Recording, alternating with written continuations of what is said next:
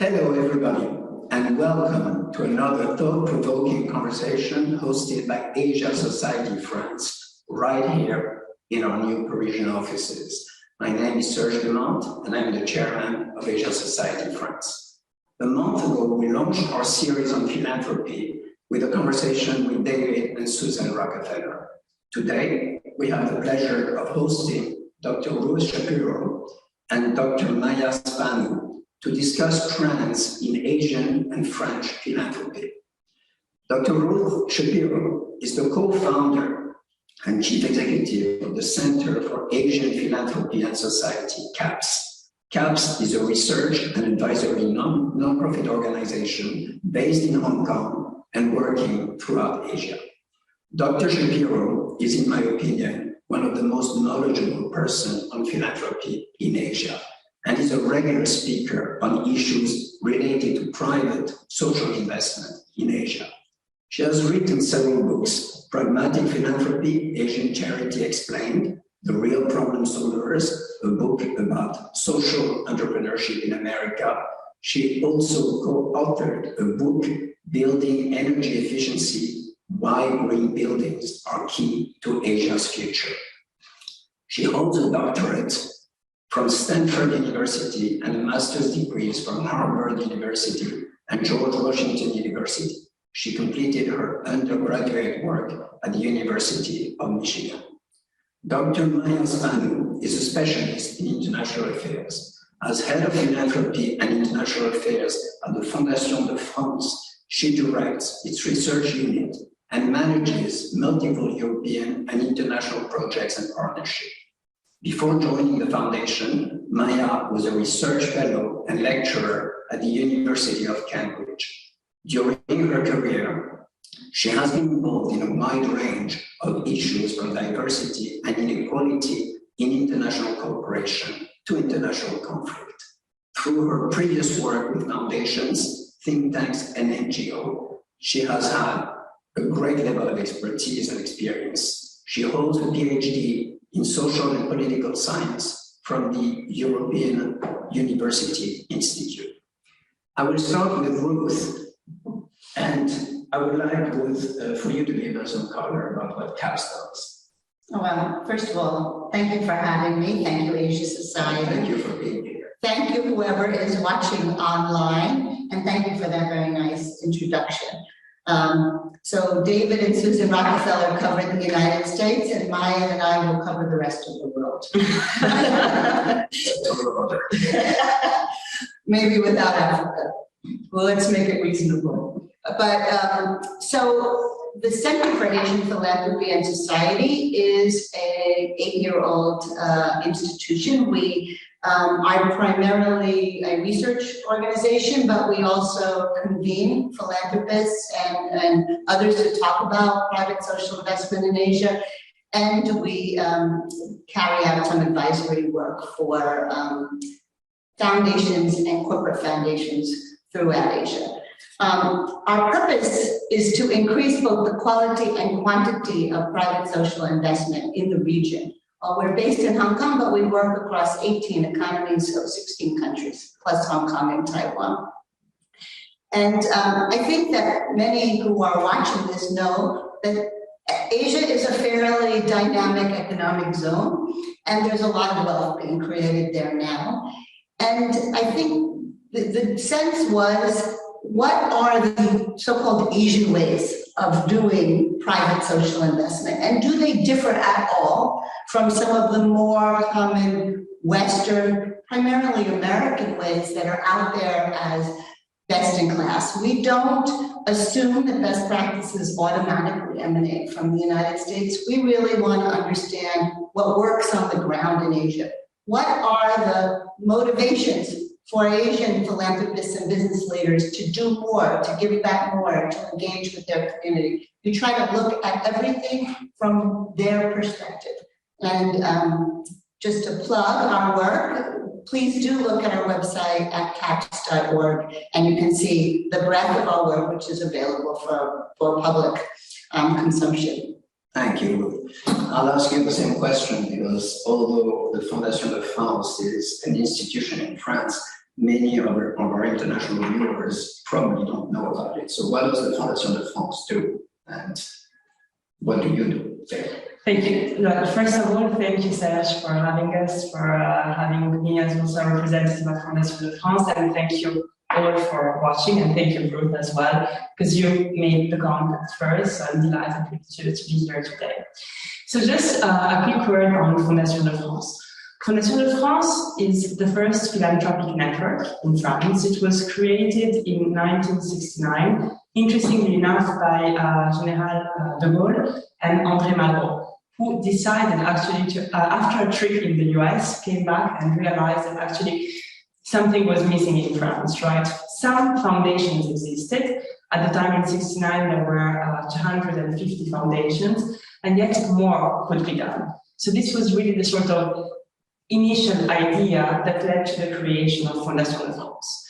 Now, Fondation de France has become larger, of course, with decades passing. It's interesting because we are a foundation, we say de toutes les causes, of all the issues. Indeed, all our activities really span from social justice, social welfare, to education and research, health research in particular, culture and arts. So we really have a variety of activities, and we also have a specific way of functioning. We are both foundation that distributes funds, right, to specific projects in France, but also elsewhere. And we also host a certain number of foundations within Fondation de France. We're so-called in French Fondation Abritante, an umbrella foundation. So we have 946 specifically this year, sheltered foundations at Fondation de France, again, working on all the different causes and matters. So just to say a word, we function in the way that we support projects specifically, as I was saying, in France very much, but we also have a certain number of projects in Europe and elsewhere, very much in relation to actually emergencies. For instance, now in the context of the Ukrainian war, we've actually collected a certain number of funds and we're distributing them, working with associations, foundations in the neighboring countries to Ukraine. But we also have specific programs in the Maghreb, in the Middle East and in Africa. Now, in the recent years, we've been expanding towards the US and Asia in particular. So I'm really looking forward to this conversation today. Thank you. Excellent. You mentioned that you're giving funds to associations in France or foundations in France. What is the amount you give on a yearly basis? So we work on what 2021 was 200 million euros. So these are redistributed to around 10,000 actors from civil society, associations, but also universities, because this is something quite important that I think connects what Ruth does and what actually I do specifically. Namely, we support specific research projects too. In France? In France and in Europe too. So we work with the University of Geneva, for example. I closely work with them. We're looking into partnerships right now with other universities too, mostly in Europe for the time being, but we've had collaborations in South Africa as well with CAPSI and in Senegal too. And across all issues? Well, that's the thing, right? We say that we're the foundation of all the causes, and it's really important to stress that for us, all the issues matter equally. There is no hierarchy. So we try to find the right balance between supporting issues that are important and yet not creating sort of brand between what matters most, what matters less. We'll come back to that, the issues, very important topic.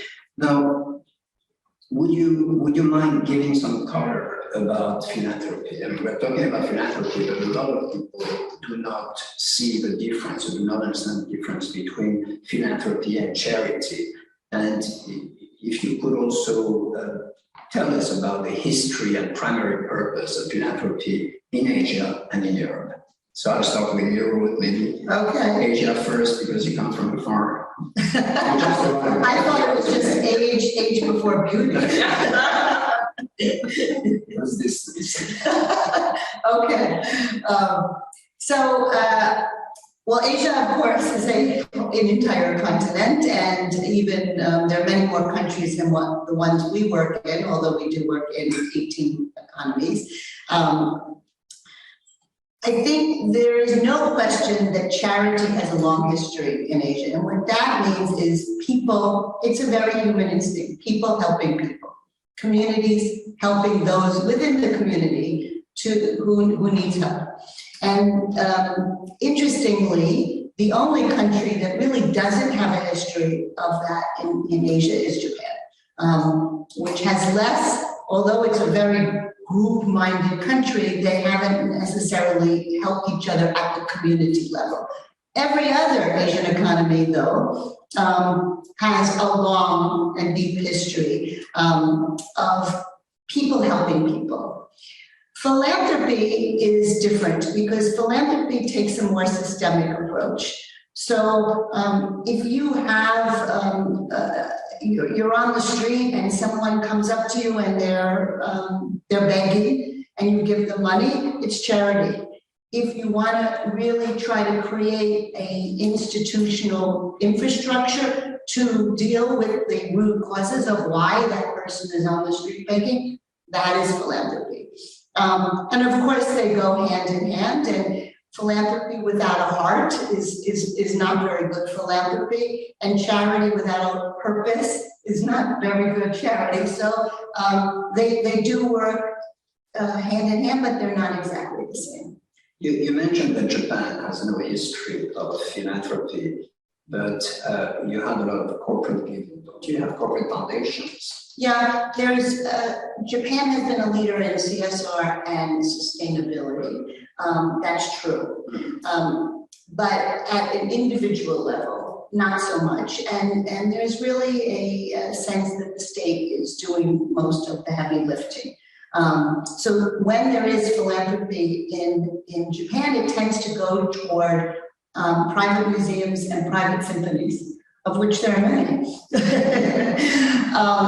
But it doesn't so much tackle societal challenges, which they have as well, because the sense is that the government is doing that. Especially the difficult ones, the ones people don't want to talk about. Well, mental health, is something that gets a short shrift everywhere in the world, in Japan particularly. So the situation in Japan seems to be somewhat similar to what we have in France, isn't it?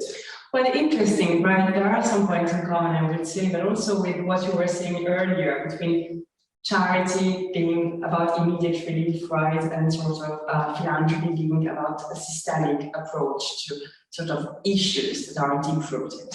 I answered the question actually by going back in time and tell you a little bit about the history of charities, that is association, also in the French word, and philanthropy, because I think that the two are very much interconnected. So France is the land of association, of charities, but the history is a little bit older than just the 20th century.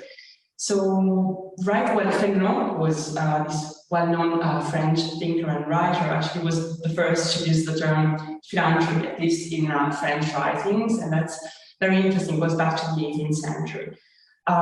With the French Revolution, we see a sort of transformation in which there is a strong attempt really at promoting initiatives that are private initiatives. Again, the distinction that Ruth made initially makes sort of sense there too, because there's something about immediate relief, which is the charity very much related actually to religion. And then there's a more systemic approach to issues that really goes back to the causes, original causes of problems and impact that this has. And this is very much related to sort of philanthropic initiatives and societies.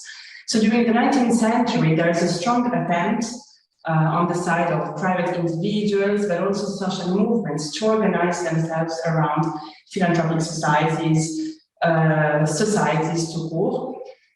The state isn't that keen on that, sort of doesn't really look at it, doesn't control it too much, but by the end of the 19th century, also with the rise of social movements, there's a realization that actually it's important to regulate and control rather than repress and ignore. or the other way around, right? Ignore and then repress. So in France, there's a well-known law, which is the 1901 law on charities that is enacted, and it's the same law that is in place now with some modifications that really regulates the life of charities in France. Foundations only emerged in the legal sphere in 1987 when FUP, Fondation d'Utilité Publique, public utility foundations, are legally recognized. So this doesn't mean that foundations don't exist during the 20th century. They do, but they're not regulated in the same way as associations, as charities are. So since the end of the 1980s, there has really been a transformation in the philanthropic scene. 8 different legal statuses for foundations exist in this country now, and they span quite widely. Charities exist, but just to give you an idea in terms of numbers, there are 1.5 million charities in France, whilst there are 5,000 foundations and endowment funds. So that's quite strikingly different. And that includes the corporate foundations as well as the individual foundations. All of them. So the 8 different statuses really vary. We go from foundations of public utility, like Fondation de France, and these are very much regulated. They need a sort of outlay capital that is 1.5 million initially. When we also have corporate foundations that do not need that initial capital, but need to have a certain amount in terms of activities over the years. We have endowment funds, which only require 15,000 euros as an initial capital. So the scene is quite different. So can I ask a question? Absolutely. I couldn't help but hear Maja, you said that it's moved, the regulatory environment has moved toward regulation and control, but not empower. It was not a word that you used, and we just published a report called the Doing Good Index, and it looks at all the economies in which we work to understand to the extent that primarily the state enables or impedes the giving and receiving of philanthropy and other types of private social investment. And I would say right now in Asia, there's really a struggle because all of a sudden, in relatively recent history, you have much more disposable income in the region than you ever had before. And so states are grappling with, how do we control this? How do we regulate this? What is the role of this private money, these private resources, and the charities, the nonprofit organizations, in terms of what we, the state, want to do? And how do we control or regulate or empower? And the 2 economies that do best on our index are Taiwan and Singapore, because they see philanthropy and the social sector more broadly as their partner, not a set of organizations they necessarily need to control, but ones that they really want to help them essentially deliver social goods to their populace. So that kind of struggle right now is going on throughout the region. The state has another influence on philanthropy in Asia, and some countries in Asia. Can you talk about that aspect? Well, you know, one of the very key differences in Asia, and I don't know enough about France, but I can compare it to the United States, is that in the United States, there are very large private foundations that operate separately from the companies where the wealth was created in the first place.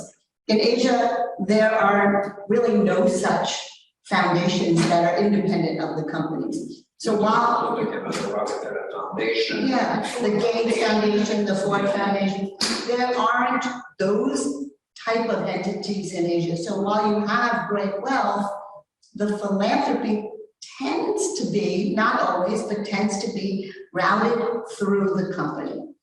So if someone is a philanthropist on one hand and a business person on another hand, then they're less inclined to criticize the government's in which their companies, of the countries and the localities in which their companies are operating.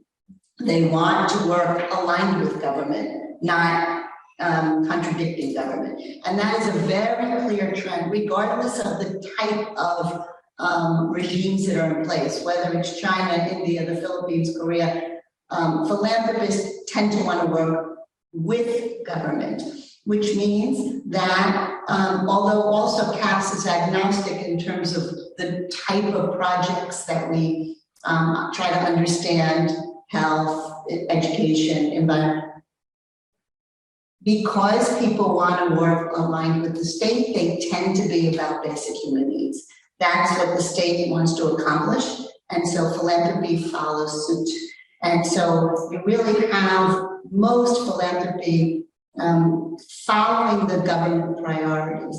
And when we talk to government, which we do to the extent possible, we tell them, if you allow philanthropy to flow, it will flow 99% of the time in Asia toward those things that you think are important. So why not allow it to flow and enable it to the extent possible? What's the role of the state in France from that perspective? It's very, very interesting. So Ruth, you just were mentioning that philanthropy is aligned and not contradicting the state. So we'd say that France has something, but it's complex. As we know in France, many things are complex. This one in particular is. So at first glance, one would think actually, well, if philanthropy is about private generosity, yes, for the public interest, well, the state wouldn't be that involved. And yet, as you were speaking, I was also thinking about different layers actually in which the state and philanthropy interact. And I'd say that there are, just for the sake of our conversation here, but 4 different layers.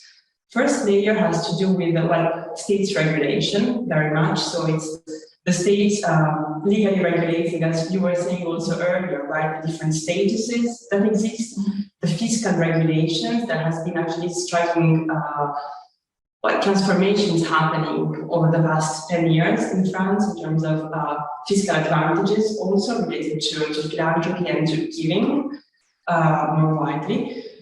There's also a very interesting element there. I'm just going to mention when you remember the fire of Notre Dame, right? So after the fire of Notre Dame, the state actually really invited private generosity. And what is interesting is that Notre Dame is a state-owned building. They got in trouble for that. Exactly. So over 1 year, the year of the fire, so it was 2019, more than 30 million euros were collected. 30 millions were actually deduced fiscally. But this was also very much the sort of incitation, right, of the state. So the state has also that role which is a little bit informal, that plays into those different legal and fiscal regulations. So that's the sort of first layer. The second layer has to do with the presence of the state in the governance of specific foundations. So there's one status in particular, the Foundation of Public Utility, like Fondation de France, which really requires the presence of public authorities within its board. So in our board, we have representatives of the Ministry of Interior, Ministry of Youth, Ministry of Economy. There is no legal norm as to how many people should be in the board, but yet, if a foundation is very much attached because of the issues it works on specific issues, then more people from collective authorities or local powers and national authorities will come in. Then the third layer, I would say, really has to do with, and this I'm very interested actually to know how it works in Asia and widely, but I know for a fact that Fondation de France has been promoting specific issues and topics hand in hand with the states. There's one project in particular we've been working on now for years called Territoire Zéro Chômeur,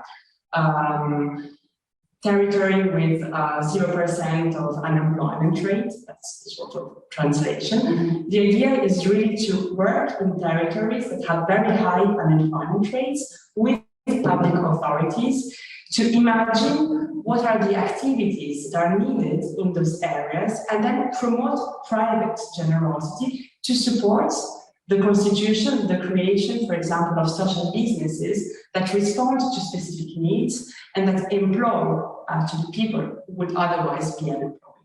And this has been going on hand in hand with the state, and I think it's quite representative of that specific cooperation. And just a final word on the fourth level. And this for me has just to do with sort of healthy social life in France that is maintained by interactions between public powers, so the state and its representatives, civil society, foundations, research, but also arts and culture. So maintaining a sort of healthy conversation and making sure that we're all checking and not working in silos. That's it. No, that's great. I think that, as I said, the basic level is that the private money works in concert with government, but it often works somewhat as a joint venture. So I want to just mention 4 different mechanisms. One is this term which seems really crazy outside of Asia, which is a gango, which actually means a government-operated, non-governmental organization, which sounds like an oxymoron, but not in a lot of Asian contexts. In fact, Serge sat on the board of a very important gango in China, the China Youth Foundation.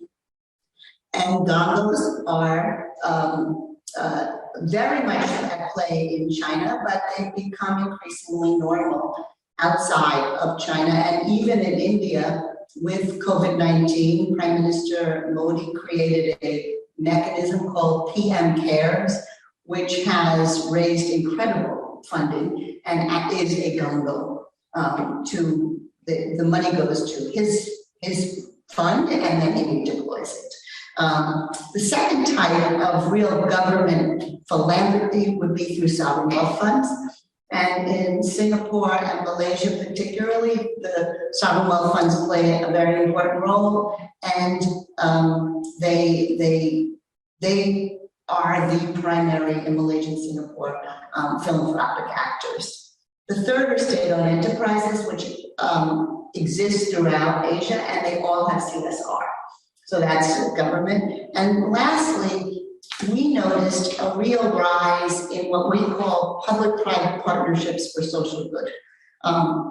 So public-private partnerships in the Asian context have always meant you're building a toll road or a port, and the private sector is going to help government build it in order to receive downstream income from operating that facility or that road or that toll bridge or whatever it is. PPPs for social good are increasing because the relationship between the private capital and government is also kind of becoming closer, and companies are being asked by societies and by governments, and I'm sure this is true in France as well, to do more, to step up more, to look at all their stakeholders and meet the needs of their stakeholders versus shareholders. And that change has resulted in more public-private partnerships for social good. And what that means is a company or a philanthropy, mostly a corporate foundation, is working with a government unit to roll out inventive education programs or deal with disaster relief or deal with village social transformation, community development. So those are proliferating throughout the region, and I certainly can give some examples if you're more. Okay, so the Village Social Transformation Project in India includes 12 companies, and they're the big ones in India: Tata, Reliance, Mahindra, Birla, and Maja, and they essentially work with the state of Maharashtra, which is where Mumbai is, and it's the retail capital of India. They've identified 10,000 villages that need social transformation, and they've divvied it up based on their own areas of expertise. So they figured out what social transformation looks like, and Mahindra does agriculture because that's what they're good at. Reliance does communication, and Tata does local community health. So they kind of divvied up the pie and the remit of the organization. That is a good example of a public-private partnership. Unlike the for-profit model of public-private partnership, there's not necessarily an exit strategy here. So companies are essentially signing in for the long run until such time that the villages have been transformed, for example. In Malaysia, there's another example, and this came from Khazanah, which is their sovereign wealth fund, partnered with the Ministry of Education to develop innovative, student-led, student-centric kind of pedagogical schools throughout the country. It was seen as a pilot, and this gets back to one of our earlier conversations about the role of philanthropy. I think that one of the key roles is to be the innovation, be the source of innovation, be the risk capital to try to pilot something new, which they hope government will then pick up and scale in a way that the philanthropy couldn't and probably shouldn't across the country. So there are a number of examples of that, and in these public-private partnerships, very much private sector driving that innovation, bringing the business rigor and the business understanding into the mix of helping communities is integral to the development of these types of programs. You raised an interesting point, actually, that prompts me to ask you a question on the impact investing. What is the relationship that you see, and what is the reaction of philanthropy towards the rise of impact investing? Well, there's a lot of buzz around impact investing. I can tell you that despite the fact that 50% of the world GDP is now coming from Asia and 60% of the world's population, only 16% of kind of established impact investment funding is deployed in Asia. But that's not really the fair picture, because there's certain descriptions of what is and what isn't impact investing that don't take into account a lot of what's happening on the ground. For example, when a company when an agribusiness company helps the farmers in its supply chain expand their repertoire and get into artisanal food products, organic food products, and helps them to bring up their income, that may not be captured in these international standards of what is then impact investing, but I would say that is impact investing. What is certainly clear is that there seems to be confusion on the part of philanthropists. So they think, oh, impact investing is so much more sustainable. It's a type of company, social enterprise, or type of business that does good and does well. Therefore, I may not have to be philanthropic anymore. And in fact, almost all social enterprises rely on philanthropic capital at the startup stage. So philanthropy is integral to having a successful social enterprise and impact investing ecosystem. It's not either or, it's both. I think that must be true here as well. Well, France is at a different stage, I would say, in the discussions on impact investing. Actually, the context isn't that open towards impact investing at all. So, well, I would say that on the one hand, one main reason is really culture. So when you look at boards of foundations and also financial advisors, there isn't very much that culture precisely of impact investing. There is a fear also of what that may represent. So it's very difficult also to convince at the level of governments that it's important actually to sort of think in different ways, in innovative ways, about supporting social good, right? So in terms of initiatives, there isn't that much. There are things happening. but not that much. Fondation de France has created actually an impact investing fund in 2018 that had 100 million euros in it. But it has gone through difficulties for, again, cultural reasons, but also it has tried to push towards social justice matters. And yet, all of the impact investing happening in France has to do with the environment. Right. So we managed now to find other partners, and we have doubled the sum in 2022, which is very good. But we're still sort of constantly debating as to what are the issues that need support. Again, we don't want to go into a hierarchy of causes, and yet everything goes back to the environment. And interestingly enough, the foundation in France that is doing really well on impact investing is Fondation Carasso, that works specifically on arts and culture and climate and environment, right? And they have 15% actually of their funds that are used for impact investing. Would it be helpful just to clarify what we mean by the term impact investing? I don't know. Yes. Who's out there? It's always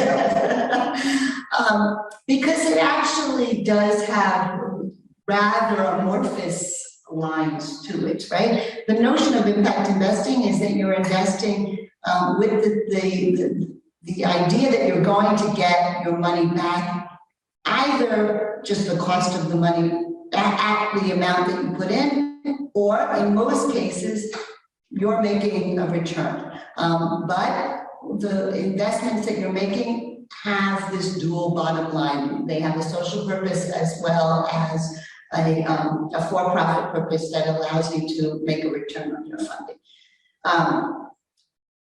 This started a lot with these kind of microfinance institutions which lend money, act as banks, and these were of course started primarily by Mohammed Yunus of Grameen Bank, and he is very much against impact investing because he thinks that when you bring profit into the equation, and it sounds like this is the issue partially in France as well, you muddy the waters. And then a lot of these entities get confused about is their primary purpose to create a return, or is their primary purpose to really bring about a social good? And we did a study on this, and that most organizations who call themselves social enterprises would say we can do both. It's not a problem. It's just that the governance of these entities needs to be clear. And the expectations of the shareholders also needs to be clear. There's a very large private equity group called TPG that has one of the largest impact investment funds, the RISE funds, and they claim that their returns on those funds are the same or better than their regular funds that are not impact driven. So I would say there's a continuum between no return and market returns, and many of these investment funds, impact investment funds, play somewhere in the middle. Yeah, definitely. Yeah. I'm getting a few questions, but rather than asking them now, what I'll do is I'm getting a lot of questions actually. So I'll ask you a couple more questions and then we'll turn to the audience. Okay, great. For the question. I'm receiving them on my phone, so I do apologize if I'm He's not just reading the latest there's no link to message. or TikTok. Yeah. The question I wanted to ask you both is, have you seen trends emerging recently that are worth noting in terms of the way philanthropy is going? Yes. Well, I identified three that I wanted to talk about, and two I already have. Certainly partnerships. And those primarily are between the private sector actor, be they a corporation or a foundation, and the state. And many times they create built-for-purpose nonprofits to essentially govern and manage the initiative. What you see less of is money going to existing nonprofit organizations, and that has some implications about the evolution of societies in Asia. Second is the interest in impact investing. I would say the interest far exceeds the reality so far, but everyone says they're very interested in it. And at CAPS, we really try to promote investors taking a portfolio approach with philanthropy on one side and very much for-profit investments on the other, with lots of kind of interim types of investments along the way. And the third is the increased focus of sustainability and environment, which for companies, and as I said, a lot of philanthropy goes through companies, becomes an operational imperative, sustainability, but they bring in their CSR and philanthropy very much into helping those companies, not only in terms of their own operations, but reaching out into the communities in which they operate. And that is an increasing trend, especially because there are now 9 stock exchanges in Asia that have ESG regulations, and access to capital increasingly depends on one's environmental and sustainability records. And so companies who want to access capital or are listed are increasingly motivated to think about sustainability, and CSR in effect merges with that. And let me just give you one example. Yesterday I had a conversation with a giant paper company in India, and they made no distinction between the owner's philanthropy, the CSR of the company, the sustainability efforts of the company, and the R&D and business development efforts of the company. It was all merged. And essentially what that means is that they're planting trees because they're a paper company, but they're also creating livelihoods around maintaining those trees. Some of them are fruit trees, so the livelihoods are not just maintenance, but harvesting the produce. But they're also developing ways to make trees grow faster so that they can cut them down and make them into paper, which accelerates the livelihoods for the farmers. So there's this kind of really nice kind of circularity to what they're doing that that creates win-win. And I think that, in my opinion, win-win strategies are very good because they're more sustainable. Absolutely. Yeah. Do you have any comment on this, that your point, trends that are emerging? Definitely. Actually, it's interesting because there are differences indeed between Asia and France, and we're comparing a continent with a country. I'm aware there, but there are also similarities in what you were saying that really echo the French context. First, I'd say that partnerships is something that has become increasingly present, whether we're talking about actually partnerships among foundations, which weren't happening that much before. Now, for example, in France, we have also a coalition on climate that is very much present also on the public scene, but also European coalitions and partnerships. We work with different partners actually across the continent. We have networks, European networks of philanthropy, Philea in particular, and with them we work on specific issues on social justice, climate, so working in those partnerships, but also, again, partnerships with other stakeholders. I was mentioning them earlier, but I really see this as becoming increasingly present as foundations working with charities, with grassroots organizations, with public authorities, with researchers and universities, but also with the creative sector, arts and culture. It's very interesting to sort of look at this complex net of interactions and see what this implies. The second level that I think relates to this first one has to do really with, at least in France, greater engagement with systemic approaches. We mentioned that in the historical context, right? Philanthropy really being about a systemic understanding of society. And this is coming back today as we're sort of looking at problems, issues, and trying to tackle them from all those different levels. And those conversations with multiple stakeholders can really bring also that greater understanding, I would say. And finally comes the blurring between, well, different actors of the ESS in French, which is the solidarity economy. Yes. Thank you very much. ESG in English. Right. So, which in English stands for environment, social, and governance. Right, that's it. So there's a blurring of the various actors that has to do with CSR emerging in the French scene. We didn't speak so much in detail about that, but it's something quite interesting there. Philanthropy and CSR, especially corporate philanthropy and CSR, and how the sort of lines differentiating them are becoming thinner and thinner, despite some major legal differences, of course. But this is sort of creating also new forms of interaction that I think can be very positive for the way we look at societies and French society more broadly. I agree. I think the traditional lines between the private sector, the government, and the social sector are blurring, and that's probably helpful. But I think there's a lot of experimentation, and it gets back to impact investing. I think that the use of capital is something that's very much being experimented upon.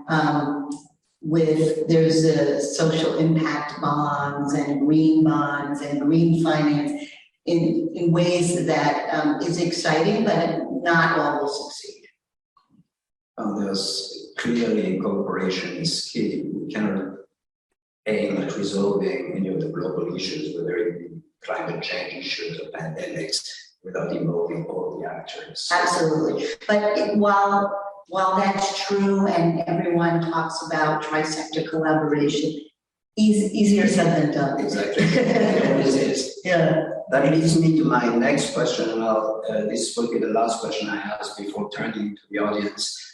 Is the question about issues. I mean, what we see, I was looking at the statistics about Chinese philanthropy, and it's interesting that 32% last year went to education, 27% to healthcare, 18% to poverty alleviation, and some issues. I was glad to hear about sustainability being a trend. So education is by far the #1 destination of philanthropic capital throughout. I mean, those stats were from China, but it's throughout the region. Yeah. And it's really part of the kind of, I suppose, cultural DNA of the region that, people believe that education is the route to empowerment and to move up the economic development ladder. I'm quite out of all of the education. I would say, and this is true in China, but it's true throughout, about half of all the funds go to scholarships.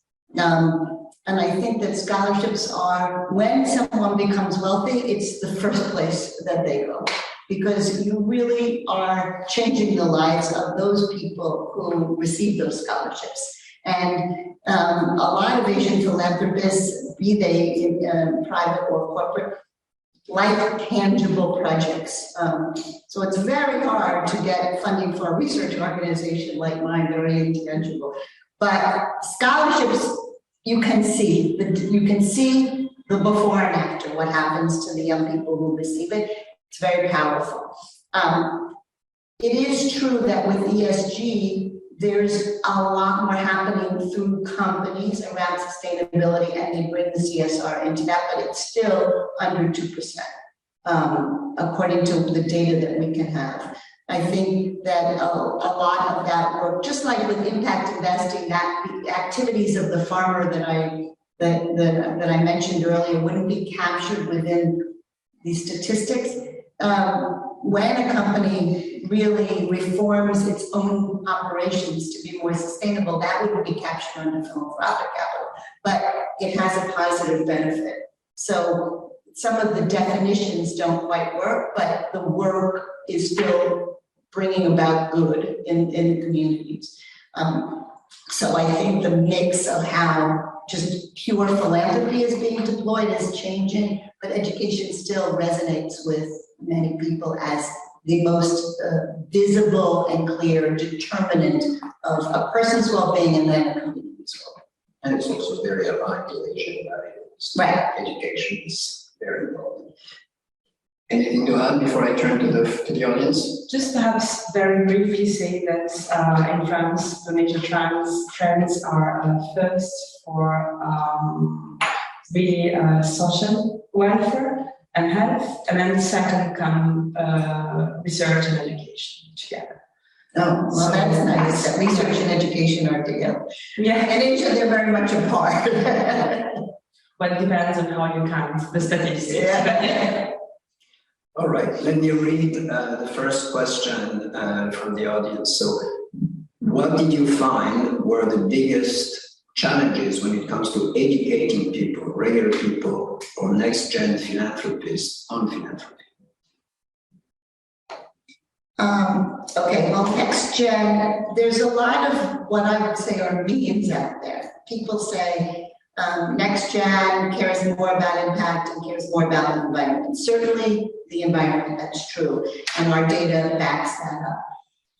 Impact, it's not as clear. They tend to be more involved because I think the social capital of young people is more intertwined with the kind of projects and work that they do. So they talk about it in their peer group, among their friends, to a greater extent than their parents or grandparents did. It becomes part of your social activities. And we know many next gen who actually, with a group of friends, will go together to look at projects, and that's part of their social kind of norms. I think that the other was not next gen, but it's the impact, regular people and next-gen philanthropists. So one of the things that's really happening in Asia that I personally have mixed feelings about is the notion of crowdfunding. Crowdfunding is taking off. And in China, this is particularly true. I mean, Tencent has a day in which they raise literally billions of dollars because it's their charity day, and people just go online and identify projects. And crowdfunding is taking off in India too, and in the Philippines, those countries where people are connected through, online. The challenge about crowdfunding gets back to that challenge between charity and philanthropy. Those projects that pull on your heartstrings will get funded. School lunch programs for needy kids, or health problems for, one person has cancer and many people decide to support that family. So it's a lot of visceral types of projects tend to generate funding through crowdfunding. The institutional, the slower, the structural change has a hard time raising money through crowdfunding. So while crowdfunding allows everyone to get involved with small money, and that's terrific, it tends to focus on the more emotive projects. It's interesting. So I'm just going to take the question from a different angle to bring something else in the discussion. But we're talking also in France very much, but I think that this is also a wider discussion about philanthropy being detached to some extent from youth, from groups of individuals who may not be as wealthy as philanthropists are. And this is, I think, a strong issue of debate in France in particular. I think in the US actually too, in other parts of Europe. I'm not sure about Asia, actually, I would be interested in knowing. But to me, sort of speaking about philanthropy also to younger publics really means going at the deep level of those shared core values that we have about society. So for instance, there's a project I work with, which is called the School of Philanthropy, École de la Philanthropie. And it's a project that goes in primary and mid schools in France to talk about solidarity, about the social good, about the importance actually of a philanthropic culture and understanding of society. So I think that's really going at the basic level of those values that we share, that constitute really the basis, the foundation for a society that is sustainable and healthy, is actually fundamental. And then I think there's the layer of what it means, how it functions, what it works. And I think at that level of discussion, sometimes we somehow forget it. Although I would argue that the pandemic has helped facilitate that conversation, right? because you really saw neighbors helping neighbors because they had to. Yeah. And one of the challenges for Asia, or just realities, is that many Asian countries were colonized by the West, and so there has been this kind of Western largesse coming into Asia that has is viewed increasingly as neo-colonial. So there's a movement to create local support for local efforts and not rely on aid agencies and international foundations. I completely agree with you, and I think that really identifying actually those values does not mean imposing them. It doesn't mean that there is an international actor coming and saying, this is what we do. And no, I think it's really important, and actually the work we do in Africa has strong connections to what you're saying because of the French colonial past, exactly.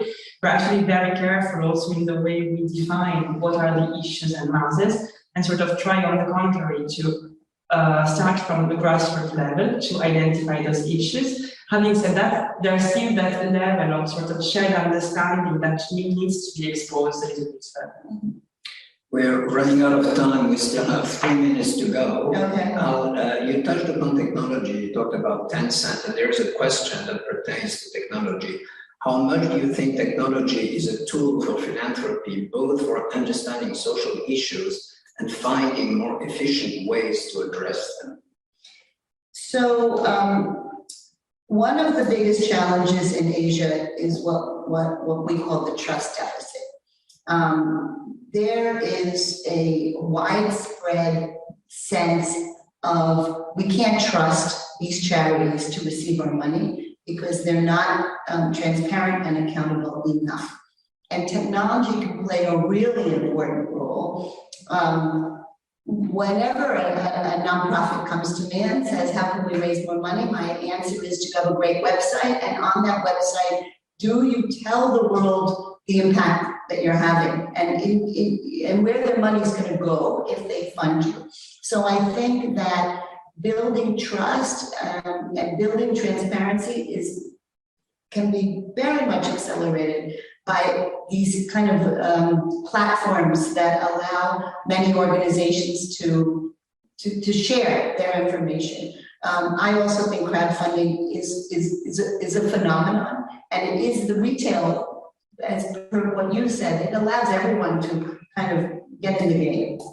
I think that, and that's obviously using technology. It's interesting. So I agree completely with that. However, that technology brings also a layer of potentially social exclusion because not everyone has access. So there is an issue of how to make that access for everyone easier, so that everyone can also have an easier relation to philanthropic activities too, right? Yes. I agree. No, I was just going to say the other downside is, and this happens quite often, is if a philanthropist gives money outside of their country, then the netizens, can criticize them because everyone, there's no secrets anymore, right? Because of social media. So if there's a lot of criticism because people all know. Yeah, absolutely. I wanted to prove that the Swiss are not the only ones that are on time, and the French, although not French, can be on time. But we're going to have 1 more minute, so I'll take the liberty to extend by 2 minutes. And I'll ask each of you. We have, unfortunately, plenty of questions that we won't be able to address. So I thank the audience for all your involvement. Well, why don't you give some of them to me, and I'm happy to answer. Exactly. What we'll do is we'll pass on the questions to both Ruth and Maja, and you'll get answers. But I'd like to ask each of you one specific question. I'll start with you because I was intrigued when you mentioned that philanthropy in France actually originated during De Gaulle's and Malraux's time and took inspiration from the United States. But there is a debate, I believe, in France right now that philanthropy is too American. So can you comment on that? Absolutely. It's a very interesting question. So indeed, Malraux and De Gaulle based Fondation de France model on the American model of community foundations, because Fondation de France is a public utility foundation, but also a community foundation, interestingly enough. But this doesn't mean, of course, that the whole of the American reality transpires then in French society. Well, today there's a stark debate indeed, and the American criticism really comes, well, from the perspective of the critics of philanthropy. It takes two different levels. The first level is one of where there is no state. If there is philanthropic action, then there is no state there. There is no welfare state, and this goes against the sort of history of France. And the second level of sort of criticism is those big philanthropists who are deciding on what the social issues are, and therefore just choosing what matters most. Well, answers to both questions are no. Why? Because on the one hand, the French system works very much on a strong welfare state. I won't come back to that. On the level of the fear of the big philanthropies, and again, this is very much of a,